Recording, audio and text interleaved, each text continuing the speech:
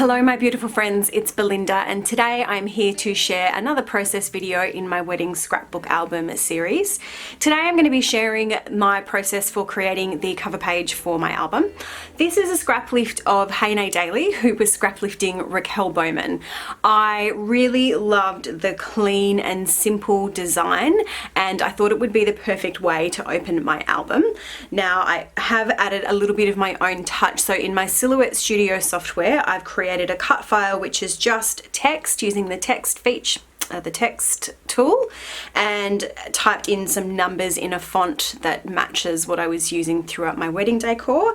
And this is just the date 04/05/19, and then sent that to my Silhouette.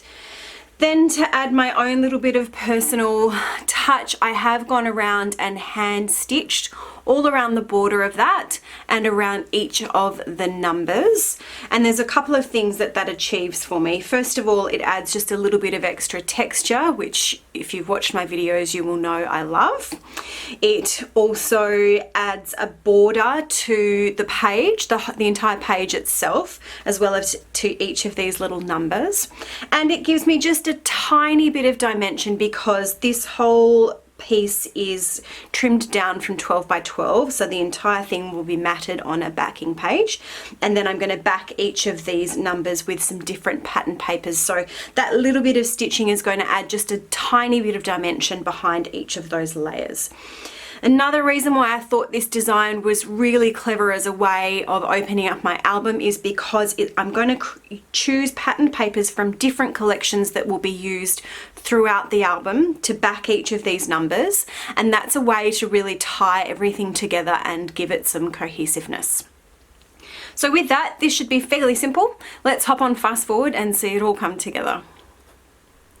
Okay, so I said it would be fairly simple, but as you will soon see, and as you may guess if you've watched any of my previous videos, when it comes time to doing my embellishments, it does take me a little while to bring everything together.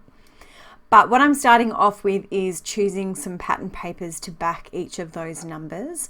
I've gone through my stash of wedding supplies, and I will link my video here where I do a quick little walkthrough of my supplies and how they're organized. So I've gone through my stash and I've chosen a selection of papers from a few different collections that I think will work well on this cover page. And as I mentioned in my intro, I've tried to bring in some patterned papers from the various collections that will coordinate well with each other. And that really will serve to add some cohesiveness as the introduction to my album. So I'm hoping that by having a variety of patterned papers from the different collections I'm going to use here on this cover page, it will help bring the entire album together. That's my plan anyway. I think it's pretty solid and I really love the way that these pattern papers that I've chosen go together. So this wood grain piece came from a 12 by 12 paper that had a large heart-shaped design in the center of it. And I knew that if I was going to be using that heart-shaped design, I would likely be fussy cutting it out. So I was quite happy to snip a corner off there. And then what you're seeing me do, I had chosen 7 different pattern papers, but I ended up pushing one of them to the side because it was more of a cream-based background than a white. And what I'm spending a fairly significant amount of time here doing is just pushing the papers around and trying to find a good placement. I want to make sure that I have got some balance, that I don't have bold pattern next to, bold pattern or color next to bold pattern or color. And I am trying to, I've got some florals and I've got some fairly simple patterns, and I'm just trying to make sure that the balance of those is right. In the end, you would have seen me taking my phone out and take a photo, and then I decided that I wanted to keep working with it. When I look back on that first photo, I kind of wish I'd stuck with that placement because I think it's a little bit better than what I ended up with. And what you've seen me do there, I've taken a photo, and once you've seen me finish backing everything, you'll notice that I made a little bit of a mistake when I was backing but I'm okay with it in the end. It is what it is.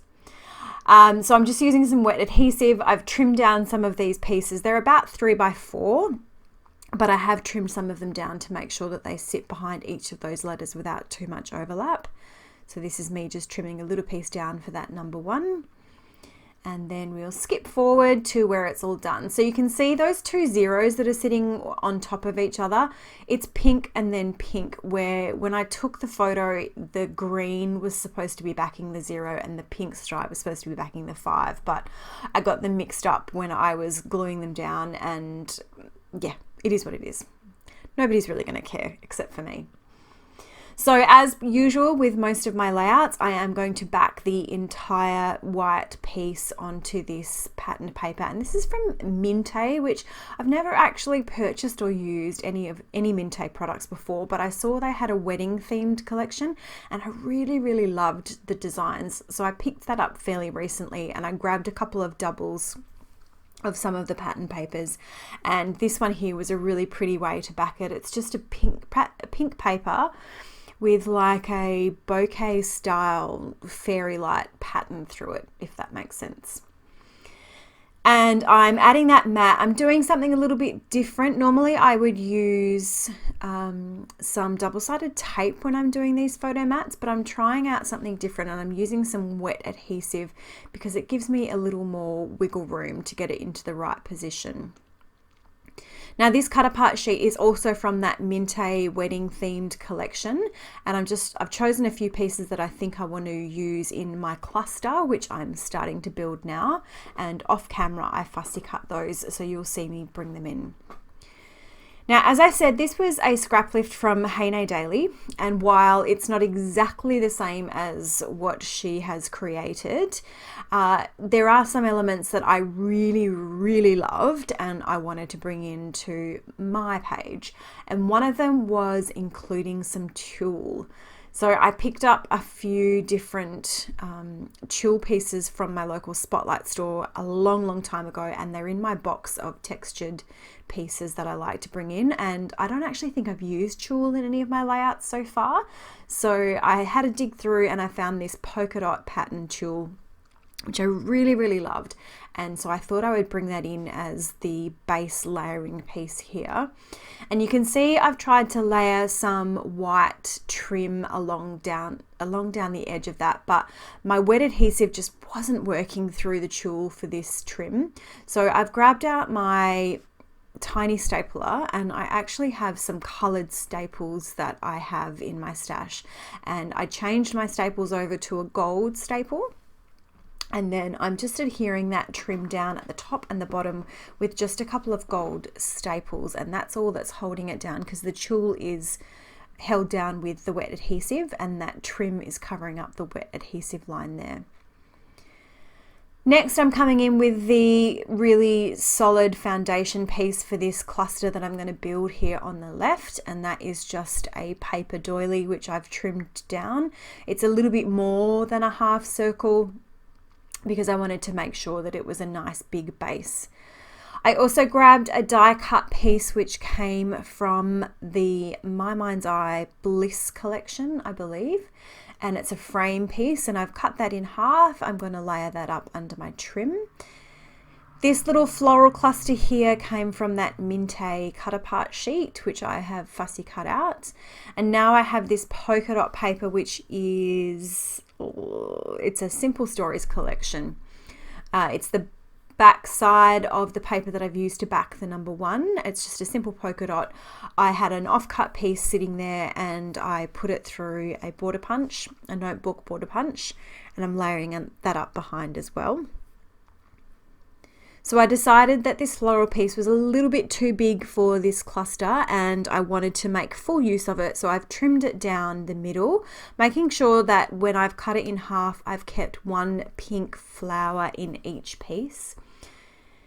And then I'm going to layer those 2 flower pieces underneath the frame and the notebook paper that I've already layered down.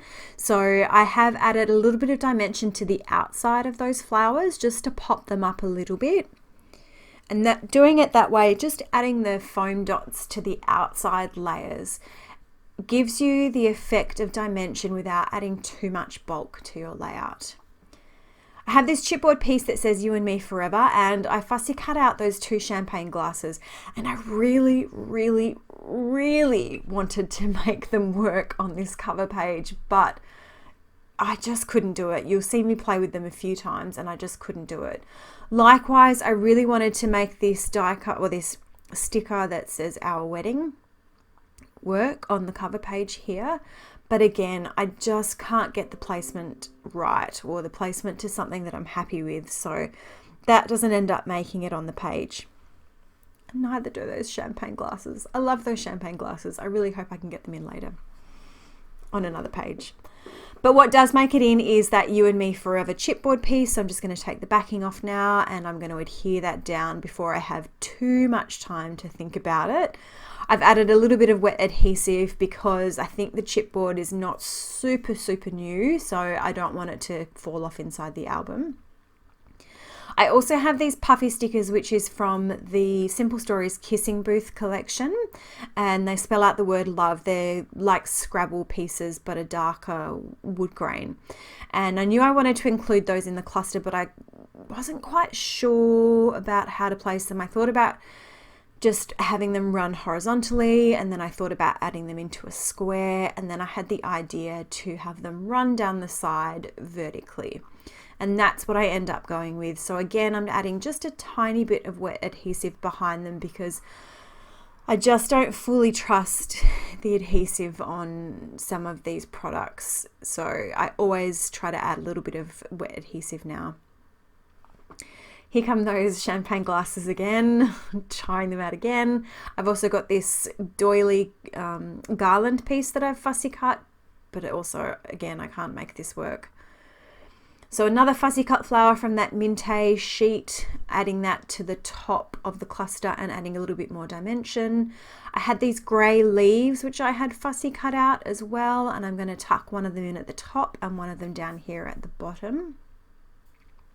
And then I have this one last floral that I've cut out, and I want to tuck it in there into that little bit of negative space between the word love and that top flower, but it wasn't going to fit whole, so I've just trimmed it in half, and I've adhered the top half down, and I'm playing around with this other half of the floral, and I don't actually end up putting it on.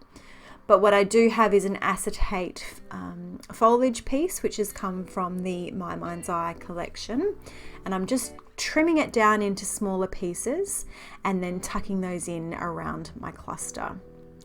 And then I will finish off this page with some Nuvo Jewel drops just scattered around that cluster.